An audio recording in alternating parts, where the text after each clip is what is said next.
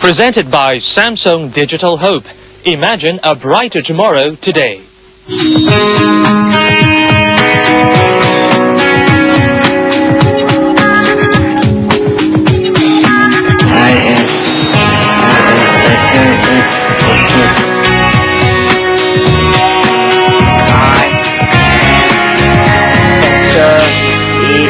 Okay.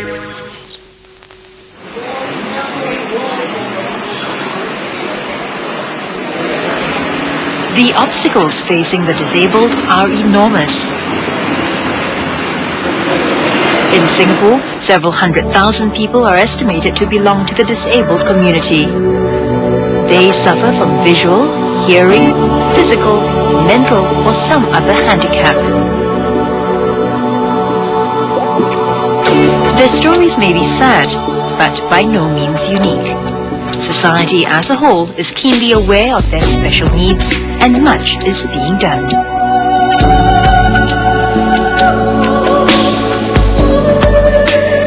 In many homes for the disabled, technology enables people with special needs to learn, play, and make friends in an environment that respects their special. A number of private sector initiatives employ technology to benefit the information have-nots, in particular the disabled.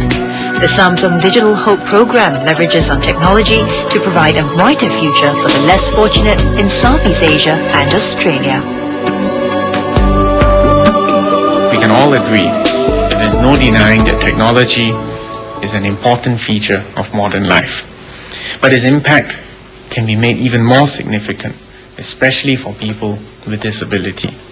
Our challenge is not just to harness the technology, but to unlock its potential.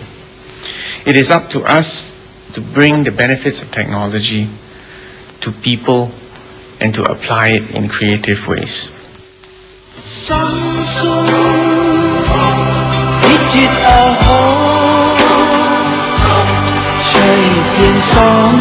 Into its third year, Samsung Digital Hope has awarded funds to organizations for projects using IT on a number of levels. In Singapore, Thailand, and the Philippines, the funding supports programs for people living with disabilities to help them lead richer lives through existing and new technologies.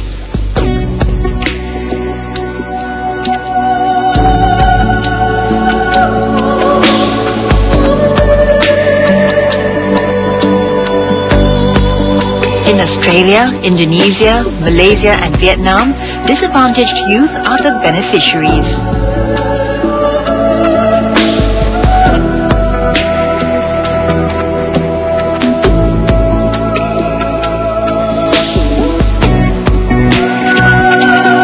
An independent judging committee comprising authorities in the spectrum of community, youth, and IT development evaluates the winning projects.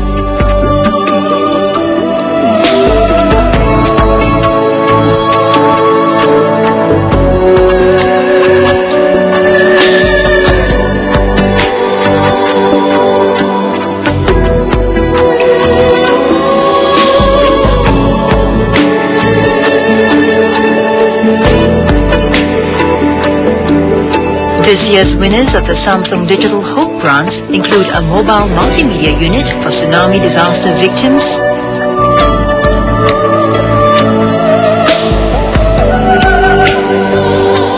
and Education Technology Center for the Blind, an e-skills development training program for disadvantaged youth, a StreetNet mobile technology van, and a digital audio book library and screen display reading program.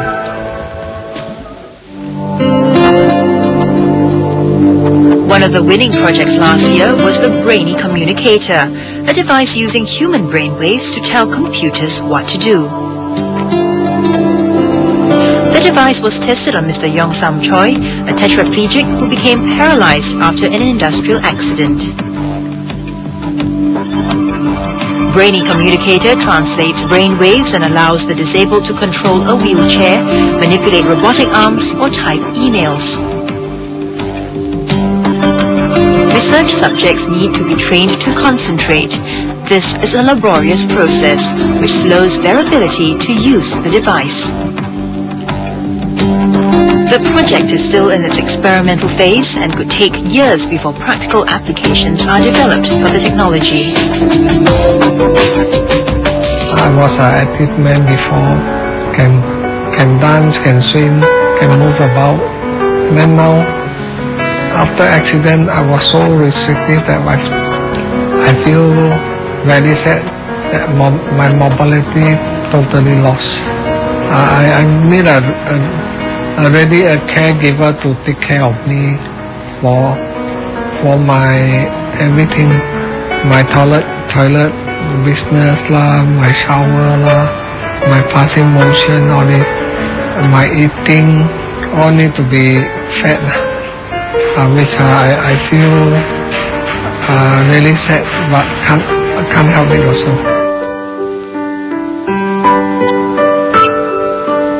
Technology opens doors and helps level the playing field. The long-term objective is not to have the disabled totally dependent on society. Rather, its independence and integration with society.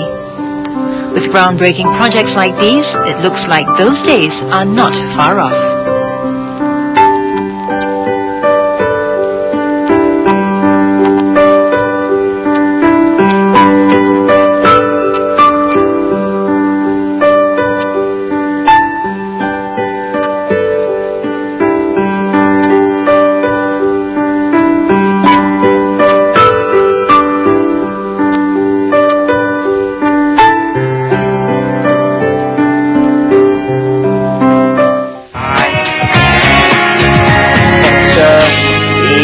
Okay.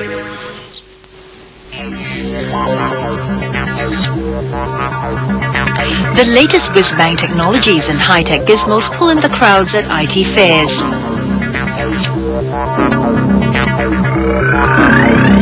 It may seem impossible to a sighted, hearing or able-bodied person to even think of enjoying video games or music without being able to hear or see what's going on.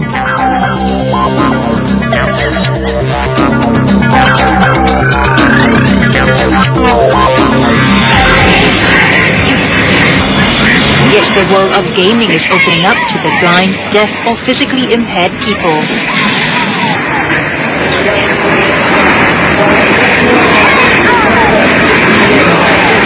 Computer designers continue to develop adaptive systems that help the disabled to pursue education and recreation opportunities as those without disabilities.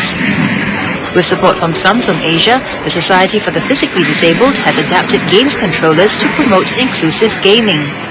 It's motivated by the belief that gaming promotes social integration of the physically disabled by enabling them to play alongside non-disabled people. Jia-Yong is 15 and suffers from muscular dystrophy. The degenerative condition affects his ability to control his arms, legs and trunk. But it doesn't stop him from playing his favorite cyber games. My dream is to become a soldier. Because I am handicapped, I can't do it in the real life. So I can play the game and imagine myself becoming a soldier to shoot enemy down.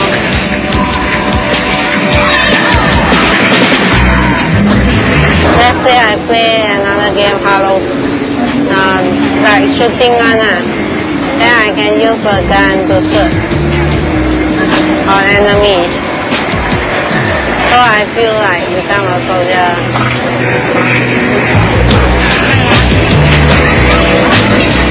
In a game, I can also race car and imagine myself inside a car race, driving at a stop speed.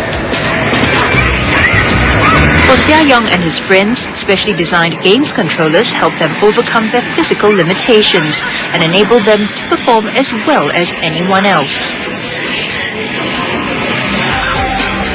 It's been recognized that people with disability can pick up skills such as motor coordination through the control of the mouse and hand-eye movements.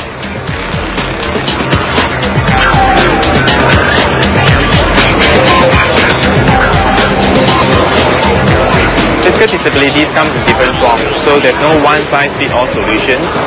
We work very closely with our AT specialists and therapists to actually customize this controller for them.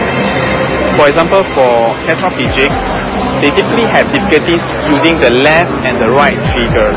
So what we did for them is we actually incorporate two buttons on top, which actually serve the same functions as the left and right triggers. For clients who find it even hard to push the buttons on the surface, we actually have give them the options of actually tapping out the signals to buttons or push switches. These are especially good for clients who find that the existing layout is very difficult for them to actually execute some of the commands.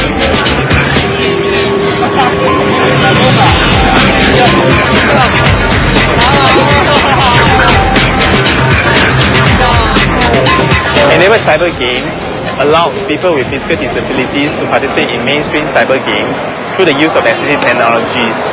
So we believe that through cyber gaming, they can pick up computer skills such as keyboard skills, mouse skills. We believe that in the virtual world, there's no physical disabilities. What differentiates them is their level of skillfulness. So we believe this will help to create an inclusive society. For Jerry, a customized console allows him to use mobile parts of his body to trigger controls. For example, I use this one because I can't trigger from the right side, so I use this to press using my head. I hope that the public will also willing to fight with us.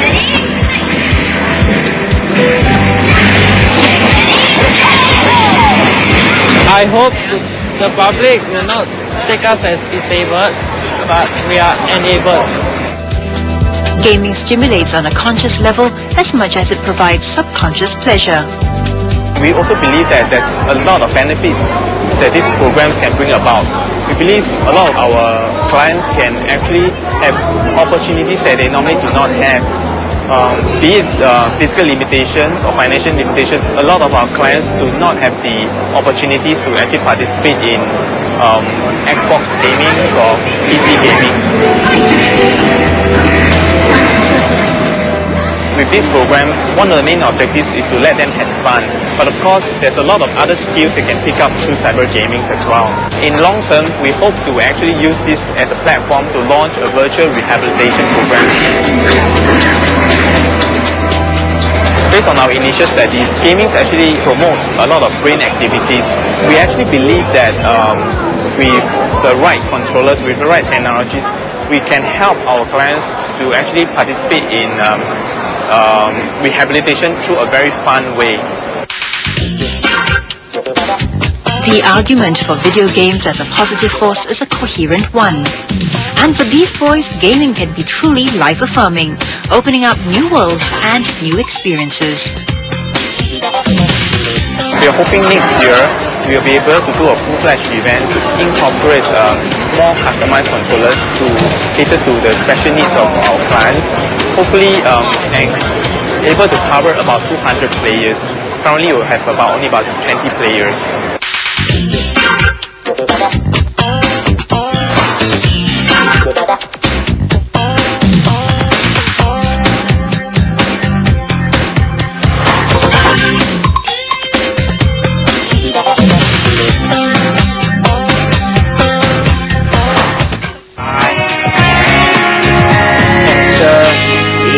Okay. While Asia speeds along on the information highway, there's a danger that some communities may get left behind.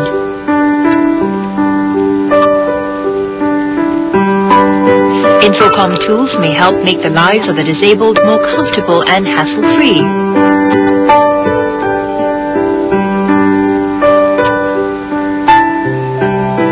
But many say what would really make their lives better is more understanding from society. They say the public is not fully engaged with those who are disabled. A winning project last year involved collaboration between Singapore Polytechnic and the Movement for the Intellectually Disabled of Singapore, or MINDS. Okay, I ask Joanna, okay? Do you know what card is this? What is she doing? Swimming! I have these 4 picture cards. The predicament faced by minds then was the need for an effective communication tool appropriate for the mentally disabled. You want a biscuit, Jawa? Okay, Jawa, here's your biscuit. Okay. You want a drink? You want a drink? Very good, okay. Here's your drink. The picture-to-speech communicator borrows on the idea of picture exchange cards. The device lets students communicate using a touchscreen linked to a desktop computer. Oh, what do we have here? Kantan. Kanta. Biscuit, Biscuit. coffee, Yeah. banana. The pictures on the touchscreen are then downloaded into a pocket PC. Students can then carry this PC around to communicate with other people. Yeah. Toilet. The teachers are also happy in the sense that they felt that the students are able to use the communicator with this 150 picture icons to express themselves better. You first? Color? Okay. The number of icons has since been expanded to over 1,000 words. In the version 2 of the development, what we're trying to do is to allow our clients to be more expressive among their friends as well as with their family. What we have here is basically a picture icon that allows them to say something. I want to say something. And the communicator actually moves to the next page where there will be some words there to allow them to express their feeling. For example, I like. or. I am sorry. So these are some of the expressive icons that we actually develop in our communicator. Now, in the second stage of our development, one of the difficulties that we have is to try to extend their range of expressions to something that is even deeper. For example, we actually have developed some icons that allows them to express embarrassment, or if they're confused, they can press the button I need help. and they can actually go on to the next Stroke page, patients could which also will benefit show from the them, project. what kind of help they need. For example, they want to change clothes. clothes. So in the hospitals, sometimes they require certain needs which they are unable to express. So we can actually reprogram our PDA to be able to cater to their needs in the hospital. For example, the kind of food they serve in the hospital, we can actually allow this food to be indicated on the menu, so that if they like to have, for example, wonton mee, Wonton mee. then they can actually press the button and say that they need wonton mee.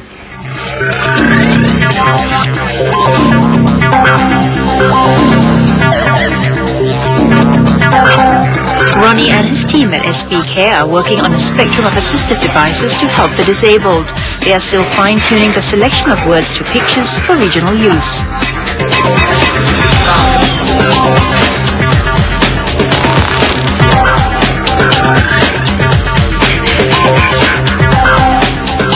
We are also in talks with some companies like the Leaders Technology to see whether we can actually market this product both in Singapore as well as regionally. Like for example, Malaysia. We have some inquiries also from Malaysia with regards to our communicator. We will be also collaborating, hopefully, with NECTEC in Thailand, which is the equivalent of the Infocom Authority in Singapore, to try to develop this communicator for their use in Thailand. What is so important working with them is that the language which they use is basically in Thai. So we need their help actually to develop this communicator in Thai language.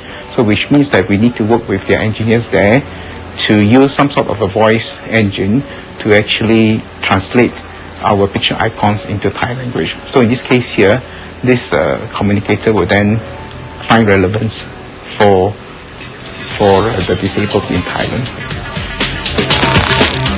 PDA communicators are some of the cutting-edge devices set to revolutionize the way disabled people lead their lives.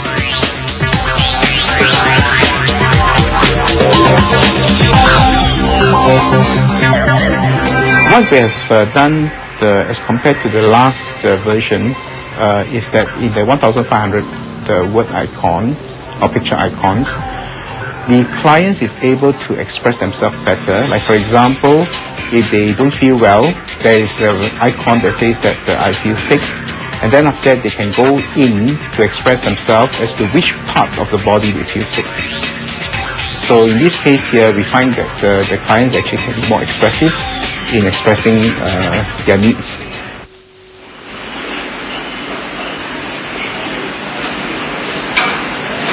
It's not easy to sit or stand and stare while others run.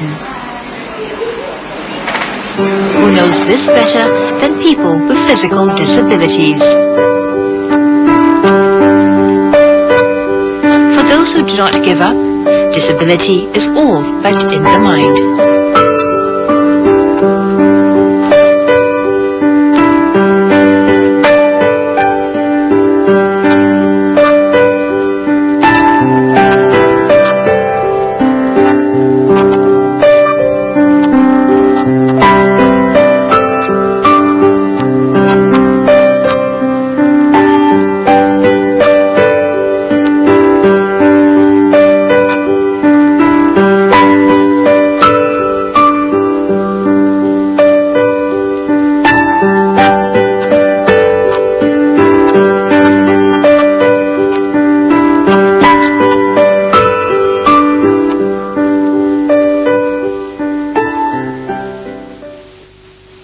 Presented by Samsung Digital Hope. Imagine a brighter tomorrow today.